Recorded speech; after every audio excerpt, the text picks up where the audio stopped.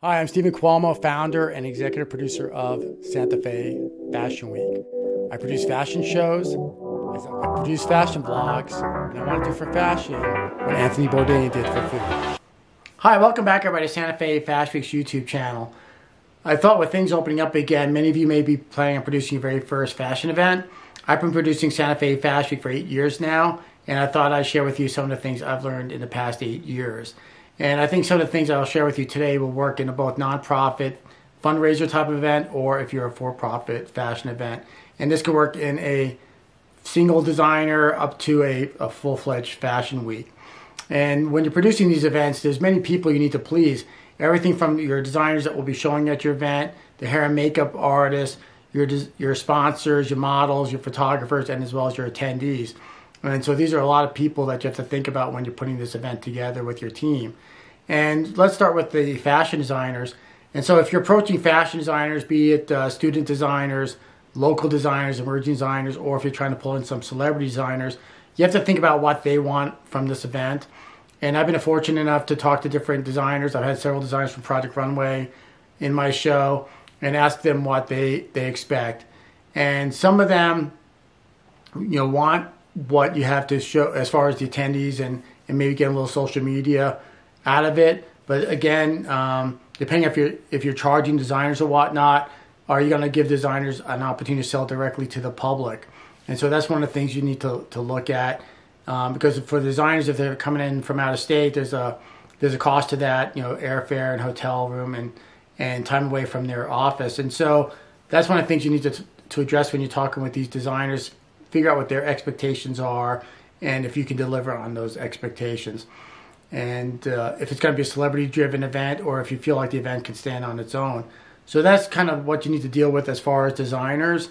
And so that's the first thing. I've brought in some celebrity designers from Project Runway, like I said, to help pull in the audience and help promote the event. So I've done that.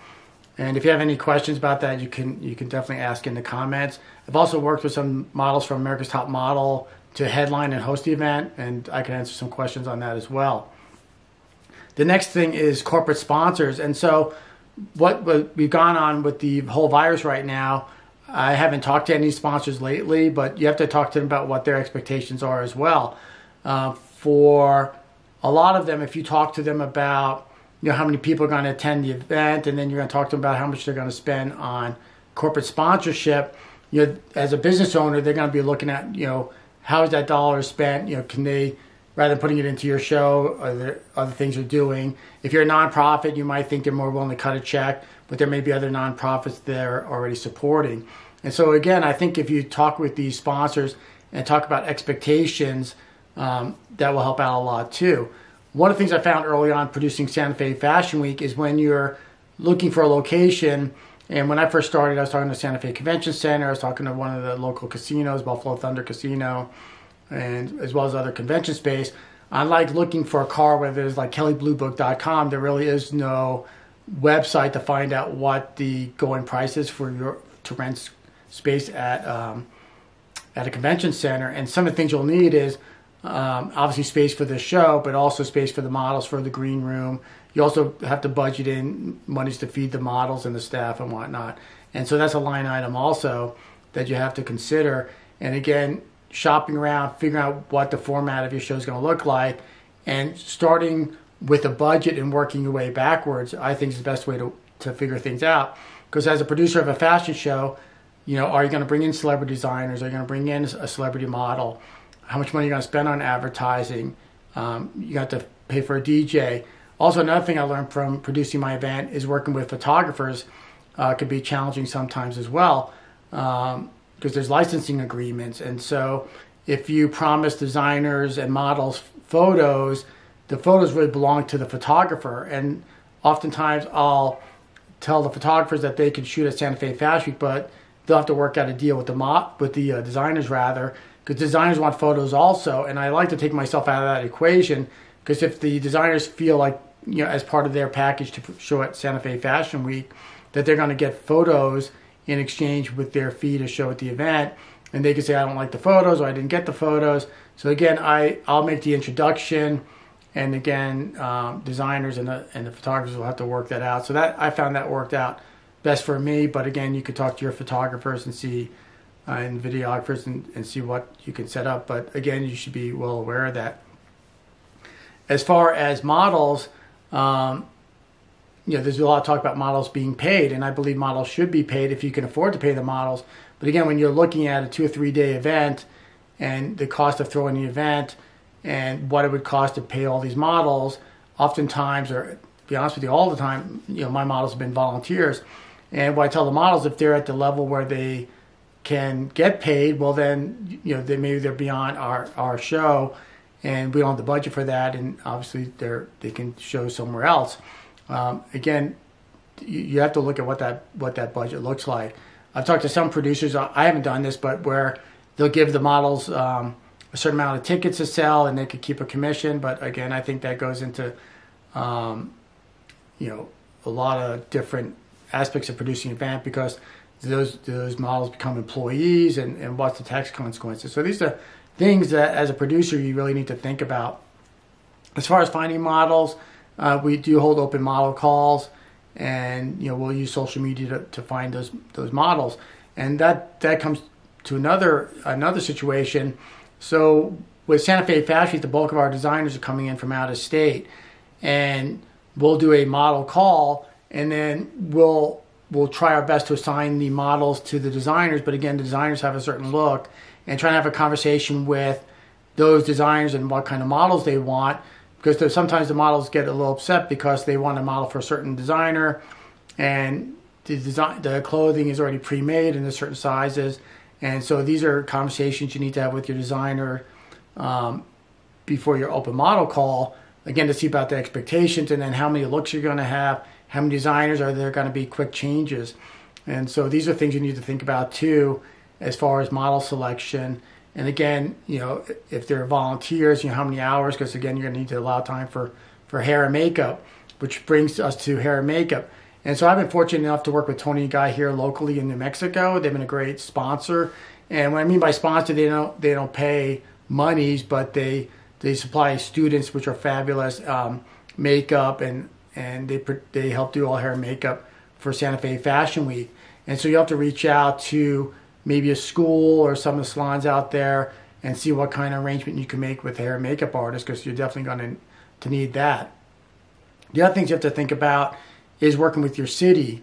If the designers are going to be coming in from out of state, or even local designers, and if they're going to be selling, is there going to be any picnic permits you have to pull, alcohol permits, if you're doing it somewhere where the site doesn't supply alcohol, and then also tax permits for for yourself as far as selling tickets, and also your designers are coming in from out of state.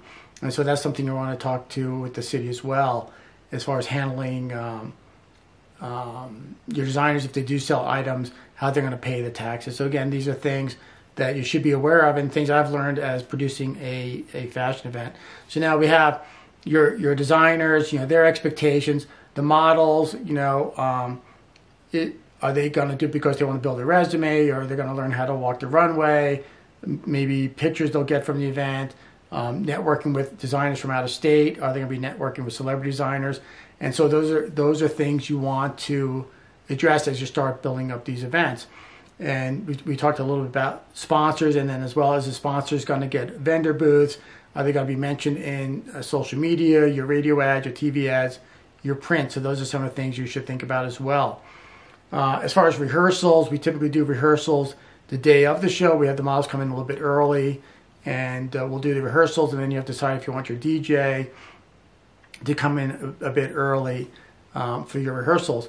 Also, music, you want to get your music from your designers, preferably before the show, and see what kind of music they're going to want. Also, things such as what designers, their expectations for the models, if they're going to need certain kinds of shoes for the models to wear down the runway, different kinds of bras, strapless bras, what color bras, do they need to bring jeans, stockings, whatnot. And so when you sign the designer, you want to kind of get a list of what they're going to need from the event also.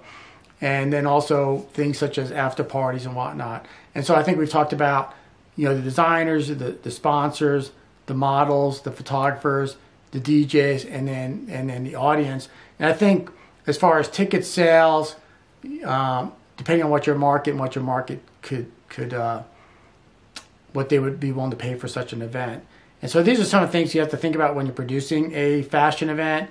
And if you have any other questions below, please do ask. But there are a lot of different moving parts, and that's why I say, start off with a budget, because whatever that budget's going to be to rent the space, your DJ and your MC, advertising and whatnot. Let's say it's $10,000, $12,000, $15,000, whatever that number looks like.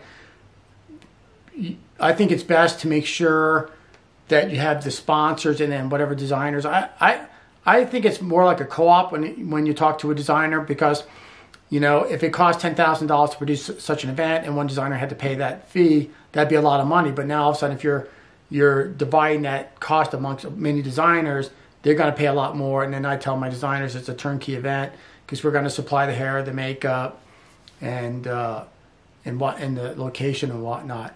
And ticket sales really is just kind of like gravy, because if you're going to upfront the cost for the event and then you think you're going to recoup it from your ticket sales, and ticket sales are short, that could be a problem. And also, you don't want to be, I'll use the word greedy, you don't want to charge too much for tickets, because if you don't have enough people in attendance and you're hoping your designers will make money at the show, you don't want to do that. But then also, I think you want to have people there that might be willing to buy the clothing. And so these are, again, things you have to look at. So if you have any questions, I hope this helps. I was searching YouTube and there didn't seem to be a lot of information on how to produce a fashion event. And so please comment below if you have any questions. I'll be happy to get back to you. So if you like the information I gave you, please like and subscribe to Santa Fe Fashion Week's YouTube channel. Thank you so much.